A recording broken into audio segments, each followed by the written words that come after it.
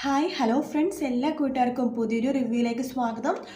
അങ്ങനെ നമ്മുടെ വിക്രവും അതുപോലെ തന്നെ പ്രകാശനൊക്കെ മുത്തശ്ശിയും കൂടി രാത്രി ഇരുന്ന് സംസാരിക്കട്ടെ. മുത്തശ്ശി വിക്രത്തോട് ചോദിക്കണ്ടേ, എടാ അവർ പറഞ്ഞ പോലെ തന്നെ നീ എങ്ങാനും ആണാടാ ആ സോണിൻ്റെ ഭർത്താവിൻ്റെ തല തല്ലി പൊട്ടിച്ച് അവിടുന്ന് സ്വർണം മോഷ്ടിച്ചത് എന്ന് ചോദിക്കുമ്പോഴേക്കും അത് ഞാനൊന്നുമല്ല, മുത്തശ്ശി എന്താ ഇങ്ങനെയൊക്കെ പറയുന്നത് എന്ന് ചോദിക്കുകയാണ് വിക്രം. ആ സമയത്ത് പ്രകാശം പറയുന്നുണ്ട്, എൻ്റെ അമ്മയെ അതവർ വെറുതെ പറയണതാണെന്നേ, നമ്മൾ അവർക്കെതിരെ ഒരു കേസ് കൊടുത്തു, അപ്പോൾ ഇവനെ എന്തെങ്കിലുമൊക്കെ കൊടുക്കണമല്ലോ അവർ, അതുകൊണ്ടാണ്. പിന്നെ നമ്മൾ വെച്ചിരിക്കുന്നത് നല്ല മുന്തിയനെ വക്കീലിനെയാണമ്മേ, എന്തായാലും അവൾ ജയിലിൽ കിടക്കുമെന്ന് ഉറപ്പാണ്. ഈ വക്കീലിനെ വെക്കാനുള്ള കാശൊക്കെ ആരാ തന്നേന്നറിയാവോ? നമ്മുടെ സരിയും ഷാരിയ, അവർക്കാണെങ്കിൽ കല്യാണിനെ കൊല്ലാനുള്ള ദേഷ്യമുണ്ടല്ലോ. അവൾ ഒരു ദിവസം ജയിലിൽ കിടക്കണമെന്നാണ് അവരുടെയൊക്കെ ആഗ്രഹം എന്ന് പറയാണ്. ഇതെല്ലാം കേട്ട് ശരണ്യ ഒരു മൂലക്ക് മാറി നിൽക്കുന്നുണ്ടായിരുന്നു കേട്ടോ. ആ സമയത്ത് നമ്മുടെ വിക്രം പറയുന്നുണ്ട്, അതുമാത്രമല്ല സാക്ഷികൾക്ക് കൊടുക്കാനുള്ള പൈസ തന്നതും ഷാരി തന്നെയാണ് എന്ന് പറയുവാണ്. അതെ, അപ്പോഴേ വിക്രം പറയുന്നുണ്ട്, പിന്നെ നമുക്ക് ഈ കാര്യങ്ങളൊന്നും ഇവിടെ വെച്ച് സംസാരിക്കാതിരിക്കണതാണ് നല്ലത്. ഇവിടെ ഒരുത്തി ഉണ്ടല്ലോ, കല്യാണിയുടെ കൂട്ടുകാരി, അവൾ ചിലപ്പോൾ ഒറ്റ കൊടുക്കും എന്ന് പറയുവാണ്. ആ സമയത്ത് നമ്മുടെ ശരണ്യ വരുവാണ്. നിങ്ങളാരും ഉറങ്ങിയില്ലായിരുന്നോ? എടാ വിക്രമേ, നാളെയല്ലേ കോടതി കൂടണത്, നീ ജയിക്കോടാ എന്ന് ചോദിക്കുവാണ്.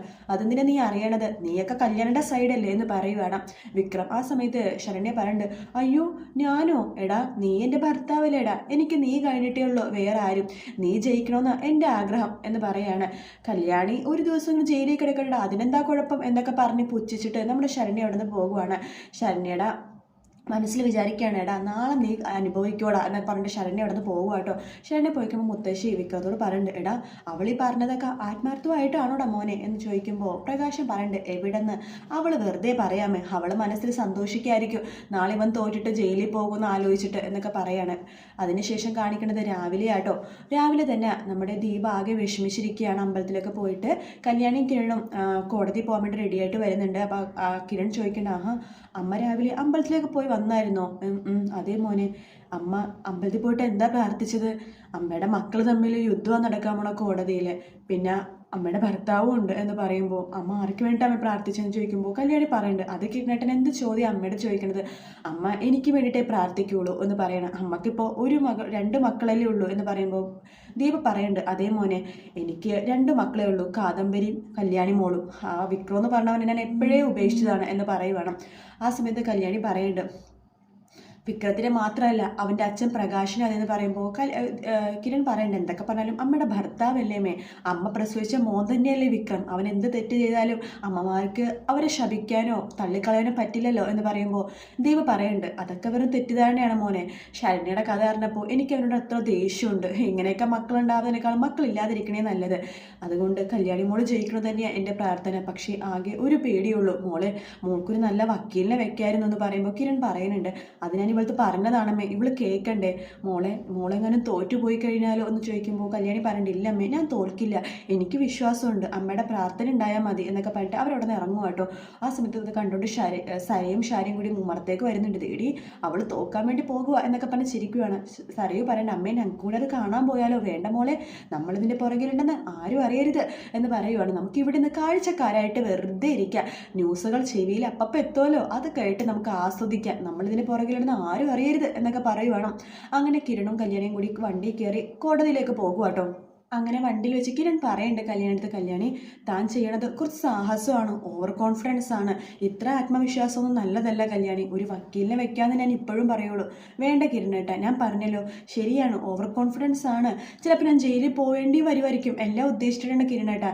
ജയിലിൽ പോയാലും എനിക്ക് കുഴപ്പമൊന്നുമില്ല, അധിക ദിവസമൊന്നും ഞാൻ ജയിലിൽ കിടക്കില്ല, ഇത് ഇത്ര വലിയ കേസൊന്നും അല്ലല്ലോ, എന്നാലും താൻ ഒരു ദിവസം പോലും ജയിലിൽ കിടക്കണത് എനിക്ക് സഹിക്കാൻ പറ്റില്ലടോ, തന്നെ പോലത്തെ നല്ല പെൺകുട്ടികൾ ജയിലിൽ കിടന്നാൽ അതൊക്കെ വളരെ മോശമാണ് പറയുമ്പോൾ കല്യാണി പറയുന്നുണ്ട്, കിരണേട്ട എൻ്റെ ജാതകത്തിൽ ജയിലിൽ കിടക്കണമെന്ന് ഉണ്ടെന്നുണ്ടെങ്കിൽ ജയിലിൽ കിടന്നല്ലേ പറ്റൂ എന്ന് പറയുമ്പോൾ കിരണിന് ആകെ വിഷമമാട്ടോ.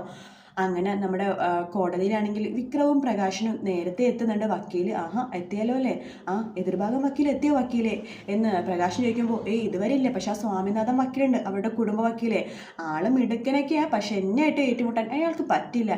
അപ്പോൾ വേറെ വക്കീൽ വെച്ചിട്ടുണ്ടാവോ അറിയില്ല ഒന്നും, എന്തായാലും ഇതുവരെ ആരും വന്നിട്ടില്ല എന്ന് പറയുകയാണ്. അങ്ങനെ പറഞ്ഞുകൊണ്ടിരിക്കെ തന്നെ കല്യാണിയും കിരണും സോണിയും കൂടി വണ്ടിയിൽ വന്ന് അവിടെ ഇറങ്ങുവാട്ടോ. ആ സമയത്ത് വിക്രം വക്കീലിനെ പരിചയപ്പെടുത്തി കൊടുക്കുകയാണ്. വക്കീല് അതാണ് കല്യാണി, അത് അവളെ കെട്ടിയൻ കിരൺ, അതാണ് സോണി, എൻ്റെ ആദ്യ ഭാര്യ, അവളുടെ ഭർത്താവിനെ തലക്കടിച്ചെന്ന് പറഞ്ഞിട്ട് അവളെ എന്നെ ഉപദ്രവിച്ചത് എന്നൊക്കെ വിക്രം പറയുവാണ്. ആ സമയത്ത് വക്കീൽ ഒന്നും കൂടി ചോദിക്കണ്ട്, വിക്രമേ സത്യം പറ, നീയല്ലല്ലോ അത് ചെയ്തത്? ഞാനൊന്നുമല്ല എന്ന് നമ്മുടെ വിക്രം പറയുക കേട്ടോ. അതിനുശേഷം കിരണും കല്യാണിയൊക്കെ വരുന്നുണ്ട് വക്കീലിൻ്റെ അടുത്തേക്ക്. വക്കീൽ ചോദിക്കുന്നുണ്ട്, കല്യാണി അല്ലേ, എന്തൊക്കെ പറഞ്ഞാലും സ്വന്തം അനിയനാണ് ആരൊക്കെയെന്ന് പറഞ്ഞാലും പൊതു നിരപ്പി വെച്ചിട്ട് ഒരു ആണിൻ്റെ കരണത്തടിക്കണത് അത്ര നല്ല സ്വഭാവമല്ലേ കുട്ടി എന്ന് വിക്രത്തിൻ്റെ വക്കീൽ പറയുമ്പോൾ കല്യാണി പറയുന്നുണ്ട്, അങ്ങനെയാണെന്നുണ്ടെങ്കിൽ ഇവൻ ചെയ്തത് അത്രമാത്രം ക്രൂരതയാണെന്ന് വക്കീൽ സർ മനസ്സിലാക്കണം. കിരണും അങ്ങനെ പറയണം, അതേ സർ, ഇവൻ അത്രമാത്രം പ്രലോഭിച്ചിട്ടായിരിക്കും കല്യാണി അങ്ങനെ ചെയ്തിട്ടുണ്ടാവുക എന്ന് പറയുകയാണ്.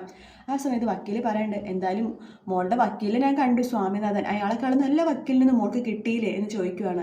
അതെന്തിനെ താൻ അറിയണത് എന്ന് കിരൺ ചോദിക്കുകയാണ്. നമുക്ക് എന്തായാലും കോടതി റൂമിൽ വെച്ച് കാണാം എന്ന് പറഞ്ഞിട്ട് കിരണും കല്യാണിയും സോണിയും കൂടി അങ്ങോട്ടേക്ക് ഇറങ്ങുന്ന സമയത്ത് വിക്രം പറയണ്ടേ, എടി എന്നാലും നിന്നെ സമ്മതിച്ച് തന്നിരിക്കണേ, നിന്റെ ഞാനായിട്ടുള്ള ബന്ധം വേർപെടുത്തിയപ്പോൾ തന്നെ നീ വേറൊരുത്തിന് അപ്പം തന്നെ കല്യാണം കഴിച്ചല്ലോ, നീ കല്യാണം കഴിക്കാൻ മുട്ടിയിരിക്കുമായിരുന്നില്ലേ എന്നൊക്കെ പറഞ്ഞ് കളിയാക്കുക കേട്ടോ. ആ സമയത്ത് സോണിയൊന്നും മിണ്ടണമൊന്നുമില്ല, അവരങ്ങനെ അകത്ത് കയറി പോവാണ്. അങ്ങനെ കോടതി കൂടുന്ന സമയത്ത് ജഡ്ജി പറയുന്നുണ്ട്, ശരി എങ്കിൽ തുടങ്ങിക്കോന്ന് പറയാണ് വാദം. അങ്ങനെ കല്യാണിനെയാണ് ആദ്യം പ്രതിക്കൂട്ടി നിർത്തുന്നത്. വിക്രത്തിൻ്റെ വക്കീൽ ചോദിക്കുന്നുണ്ട്, എന്താ നിങ്ങളുടെ പേര്? കല്യാണി എന്നാണെന്ന് പറയുവാണ്. കല്യാണിയുടെ ആരാ ഈ വിക്രം ചോദിക്കുമ്പോൾ അവൻ എൻ്റെ അനിയനാണ് എന്ന് പറയുവാണ്. ആയിരുന്നു എന്ന് പറയാണ്. അവനോ? ഇവിടെ പേര് മാത്രമേ പറയാവുള്ളൂ, അവൻ ഇവനൊന്നും പറയാൻ പാടില്ല. ശരി, സോറി, ക്ഷമിക്കണം. വിക്രം എൻ്റെ അനിയനായിരുന്നു. ആയിരുന്നു, അപ്പോൾ ഇപ്പോഴല്ലേ? അല്ല, ഇപ്പോഴല്ല, അവന് ഞാൻ എപ്പോഴും അനിയനാന്ന് പറഞ്ഞിട്ട് ഉപേക്ഷിച്ചതാണ് എന്ന് പറയാണ്. അതെന്താ കാരണമെന്ന് ചോദിക്കുമ്പോൾ അവൻ്റെ കയ്യിലിരിപ്പ് കൊണ്ട് തന്നെ. ഓക്കെ, കല്യാണി എന്തിനാ ഇന്നലെ അവനെ തല്ലിയതെന്ന് ചോദിക്കുമ്പോൾ അവൻ എന്നെ അത്രമാത്രം മോശമായിട്ടാണ് വഴിയരികെ വെച്ചിട്ട് എന്നോട് സംസാരിച്ചത്. അവൻ്റെ ദേഹം, അവൻ്റെ ആ ഒരു അഭ്യാസമൊക്കെ കണ്ടപ്പോഴേക്കും എനിക്ക് അടിക്കാനാണ് തോന്നിയത്. ഓക്കെ, അവൻ എന്ത് തെറ്റ് ചെയ്താലും അങ്ങനെ പൊതുനിരപ്പിൽ ഒരാൾ അടിക്കാൻ പാടില്ലല്ലോ, അതിനിവിടെ നിയമവും കോടതിയും വക്കീലും പോലീസും ഒക്കെ ഉണ്ട്, അവരെല്ലാം അറിയിക്കേണ്ടത്. സ്വയമായിട്ട് നിയമം കയ്യിലെടുത്ത എന്ത് ചെയ്യും കൊച്ചെ എന്ന് ചോദിക്കുമ്പോൾ കല്യാണി ഒന്നും മിണ്ടുന്നില്ല കേട്ടോ. അതിനുശേഷം വക്കീൽ പറയുന്നുണ്ട്, എനിക്ക് കേസിന് വേണ്ടി ഒരാളെ വിസ്തരിച്ചാൽ കൊള്ളാമെന്നുണ്ടെന്ന് പറഞ്ഞിട്ട് പ്രകാശിനെ വിസ്തരിക്കാൻ വേണ്ടി പ്രതിക്കൂട്ടി നിർത്തിയിരിക്കുകയാണ്. അതിനുശേഷം വക്കീൽ ചോദിക്കുന്നുണ്ട്, തൻ്റെ പേരെന്താ? പ്രകാശൻ. ഈ നിൽക്കണ കല്യാണി തൻ്റെ ആരാ? അവളെൻ്റെ മോളായിരുന്നു എന്ന് പറയുവാണ്. അവളോ എന്ന് ജഡ്ജി ചോദിക്കുവാണ്. അവളൊന്നും പറയാൻ പാടില്ല, നേരത്തെ പറഞ്ഞ നിയമം തനിക്ക് കൂടി ബാധകമാണ്. അപ്പളുടെ പേര് വേണം പറയാൻ. സോറി, എന്നോട് ക്ഷമിക്കണം കല്യാണി, ഇവളെൻ്റെ രണ്ടാമത്തെ മോളായിരുന്നു, പക്ഷെ ഇപ്പം ഇവളെൻ്റെ മോളല്ല. അതെന്താ തൻ്റെ മോളല്ലാത്തത് എന്ന് നമ്മുടെ വക്കീൽ ചോദിക്കുമ്പോൾ നമ്മുടെ പ്രകാശൻ അപ്പം തന്നെ തുടങ്ങുക കേട്ടോ. ഇവള് ജനിച്ച് കഴിഞ്ഞ് ഒരു 6-7 വയസ്സായപ്പോൾ തന്നെ ഇവളുടെ സ്വഭാവം പുറത്തെടുക്കാൻ തുടങ്ങി ജഡ്ജി എന്ന് പറയുവാണ്. അതെന്ത് സ്വഭാവമോ എന്ന് ചോദിക്കുമ്പോൾ ഒന്നും പറയണ്ട, 7-8 വയസ്സായപ്പോഴേക്കും ആ പ്രദേശത്തെ ആണുങ്ങളെല്ലാം ഇവളുടെ കൂടെ ആയിരുന്നു എന്ന് പറയുവാണ്. അത് കഴിയുമ്പോൾ കല്യാണിക്ക് ആകെ വിഷമമാട്ടോ. ശരിക്കും കല്യാണിൻ്റെ ഒരു വൃത്തികെട്ട പെണ്ണ് എന്ന രീതിയിലാണ് പ്രകാശൻ അത് പറയണത്. എല്ലാ ആണുങ്ങളും ഇവളുടെ കൂടെ തന്നെയായിരുന്നു, രാവിലെയും വൈകിട്ടൊക്കെ ഇവളുടെ കൂടെ തന്നെ എന്ന് പറയുമ്പോൾ കല്യാണിക്ക് ആകെ വിഷമമായിട്ട് കല്യാണി വായി ഇങ്ങനെ പൊത്തിപ്പോകുവാണ്. അതിനുശേഷം പ്രകാശൻ പറയുന്നുണ്ട്, അത് മാത്രമല്ല അവിടുത്തെ തന്നെ ഏറ്റവും വലിയ ഗുണ്ടയായിരുന്നു ഇവള്. വെറുതെ ആണുങ്ങളുടെ മുഖത്ത് തല്ലുക, പ്രായമുള്ള ആൾക്കാരുടെ പ്രായം പോലും മറന്ന് അവരുടെ ധിക്കരെ സംസാരിക്കുക, ഇതൊക്കെയായിരുന്നു ഇവളുടെ സ്വഭാവം എന്ന് പ്രകാശൻ പറയുവാണ്. ഇതൊക്കെ കേട്ട് കല്യാണിക്ക് ആകെ വിഷമമാവുകയാണ്.